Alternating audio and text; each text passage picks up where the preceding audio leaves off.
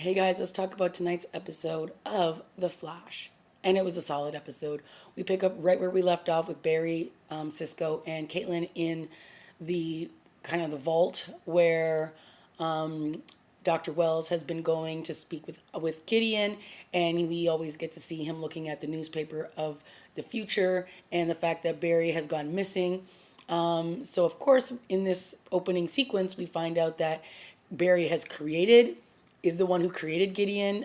We also see in the byline from the news article that Iris is actually married to Barry at this time in 2024 or 2025, I think it was. So her name is obviously Iris Wells. What am I saying? Iris Wells. Sorry, it's Iris, and then she's got like Dash Allen. What's Iris's last name? West. So it's Iris West Dash Allen. So hyphenated. Yeah. So I guess that's a nice little, for all those who are actually shipping Iris and Barry, then I guess you have got something to look forward to down the road. And one of the things that finally happened in this episode, I'm totally jumping to the end, is that Iris figures out that Barry is the Flash.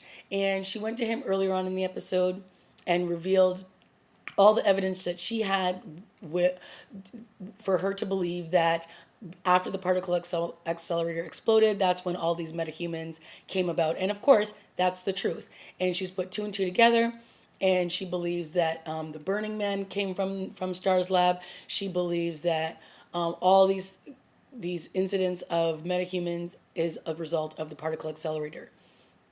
Of course, Barry denies it. And he's like, well, I was, I was compromised that night, but I'm not superhuman. And she's all like, yeah, I know.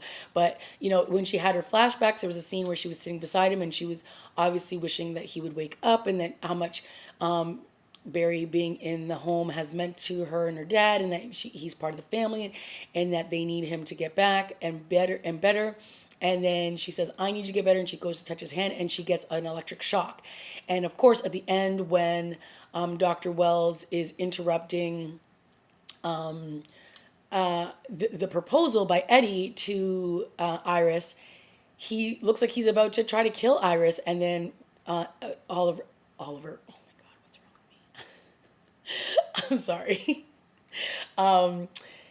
Barry swoops in and saves the day. And just as he's about to turn to run away, she's got his hand, and then he pulls away, and then the same electric shock happens again. So she's like, Barry? So yes, Iris has finally figured it out. And I can't wait to see what happens next week when, obviously all these people didn't think that she could handle the truth, or that she would be in more danger not knowing than she would knowing. Hello? That's just silly. So finally, Iris is in the know, and we'll see what her reaction is going to be in next week's episode. I hope that she doesn't drag out her anger and frustration like I'm assuming that she's going to. I hope that they go to the other side and she's all good, and that she just wants to be part of the team and move forwards, because that would make me very happy.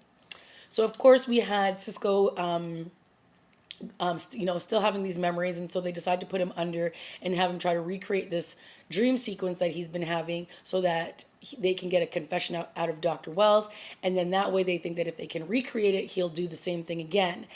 It was all pretty cool what they tried to do, but obviously Dr. Wells ain't no fool, and it looks like he's been spying on them this entire time.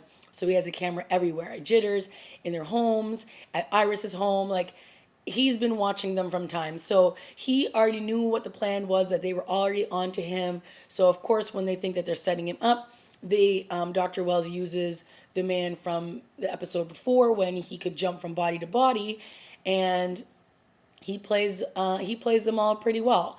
So, not by accident, but Joe shoots him and the person dies, or they think that Dr. Wells is dead, but it's actually the man who was able to jump from body to body.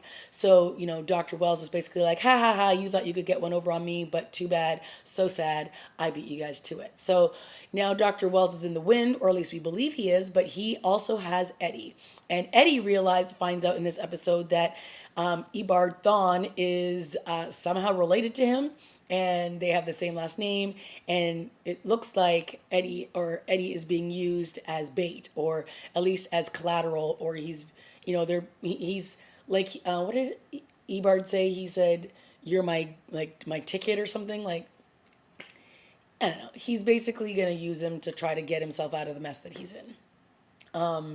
So, Eddie was going to propose to Iris in this episode. And guys, I don't know. Eddie just does nothing for me. And I hope that if he is now related to Ebard or Dr. Wells, whatever, that, he's going to become like a little bit of a darker character. I don't know. He plays his character too campy for me. Like the whole time he's talking to Barry in the earlier scenes, he's like smiling. I don't know. I just don't think I really like him as an actor, and so all the scenes that he's in just rub me the wrong way. I don't know. He just doesn't do anything for me.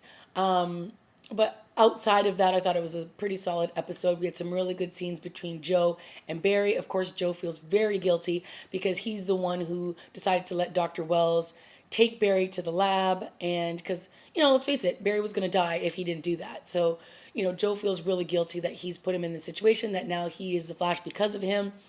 And, everything that Barry is trying to do right now to get the confession is so that he can get his father out of prison.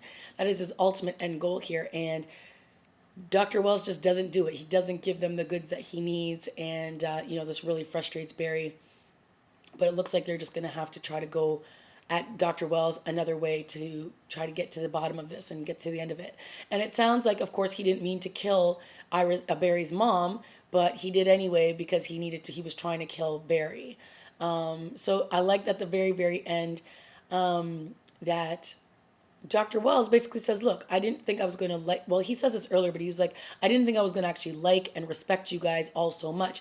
But basically, you're dead to me. I am going to be your nemesis for years and years to come, and we're going to duel and we're going to battle. And ultimately, at the very end, Dr. Wells says, you're going to die. And he's like, I've watched you all these years grow up, and now I have to be the one to train you and get you to be the person that I'm ultimately going to kill in the future. So I thought that was a pretty cool scene to watch. And of course, the actor that plays Dr. Wells just knocks it out of the park every single time. So that was good to watch. But yeah, so that was pretty much it for this episode. It was a pretty solid episode. I think we only have 3 episodes left. So I'm very excited to see how they move forwards. Now that Iris knows, where is Eddie going to be? What is ultimately the end goal for Eddie's character at the end of this season? Are we going to find out anything more about Joe's wife, who we believe is dead? I don't know. We'll see. I'm interested to know how the season's going to end and where we're going to go for season 2. Okay, guys, that's it for me. Let me know what you thought of this week's episode. Leave a comment, like, and subscribe, and I'll see you next week.